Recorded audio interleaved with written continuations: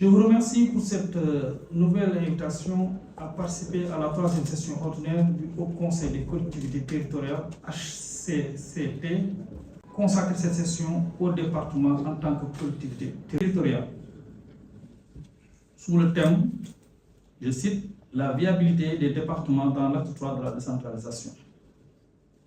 Ce choix est d'une pertinence incontestable, car il permet de mettre en lumière les défis et les opportunités que nous rencontrons en tant que département dans le cadre de la décentralisation.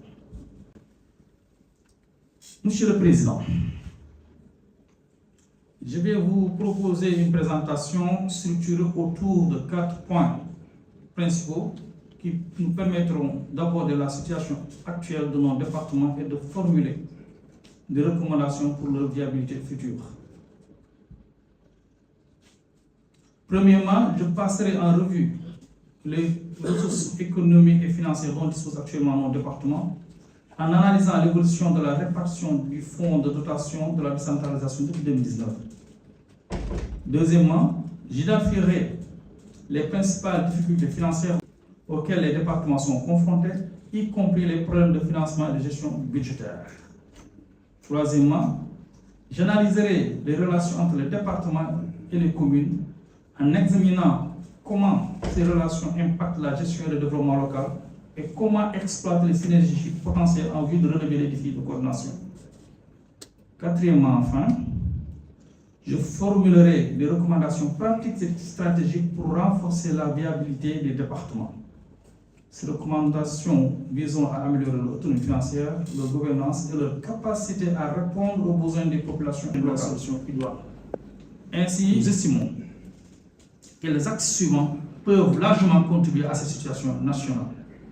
En premier lieu, il faut impérativement et urgemment instituer une fiscalité départementale. D'ailleurs, une étude a été faite et dans ce sens avec l'appui de la Banque mondiale. Mais deuxième recommandation, c'est finaliser la mise en œuvre de la fonction publique locale. Troisième recommandation, allouer une quote-part de 25% de la TVA collectée annuellement au niveau du pays au fonds dédié à la politique de décentralisation. Quatrièmement, revoir la clé de répartition de certaines amendes et taxes à ce jour entre l'État et la commune pour y intéresser le département.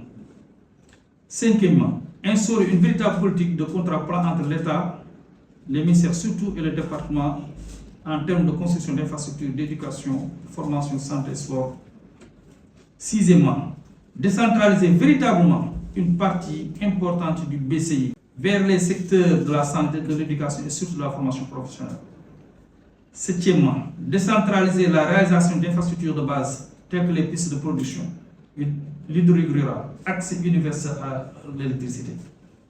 Huitièmement, décentraliser la politique d'équité sociale et territoriale au niveau des départements.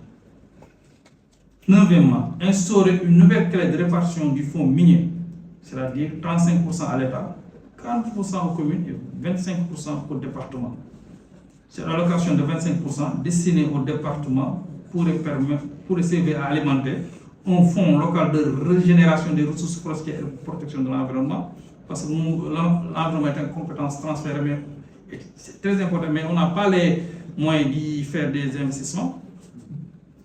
Ces 25% pourront également permettre d'alimenter un fonds d'investissement axé sur le genre, un fonds d'investissement en faveur des secteurs sociaux, santé, éducation, sport, un fonds de promotion des activités économiques locales, donc par la promotion des coopératives, comme en parlait Madame, un fonds de prise de participation destiné à booster les capacités d'intervention de la commune, de la collectivité territoriale et d'assurer des retombées pour les générations futures. Mesdames et messieurs, donc voilà les recommandations que j'avais à faire. Pour conclure, honorables et distincts invités, permettez-moi de réitérer ma gratitude envers Madame la Présidente et le bureau du Haut Conseil des collectivités territoriales, sans oublier l'ensemble des honorables Haut Conseil pour cette opportunité de discuter des enjeux cruciaux pour la viabilité de nos départements dans le cadre de l'acte 3 de la décentralisation. Nous avons mis en lumière non seulement les capacités économiques et financières de nos départements, mais aussi les nombreuses difficultés que ces départements rencontrent. Il est clair que pour surmonter ces obstacles, une approche concertée et collaborative est nécessaire. Les rapports entre les départements et les communes doivent être renforcés pour garantir une gestion efficace et harmonieuse de nos ressources et pour maximiser l'impact de nos efforts de développement local. La mise en œuvre des recommandations pratiques telles qu'améliorer l'autonomie financière avec l'institution d'une fiscalité locale et spécifique au département, renforcer la gouvernance de nos départements sera essentiel pour atteindre cet objectif. Je suis convaincu que grâce à notre engagement commun, nous pourrons relever ces défis avec succès.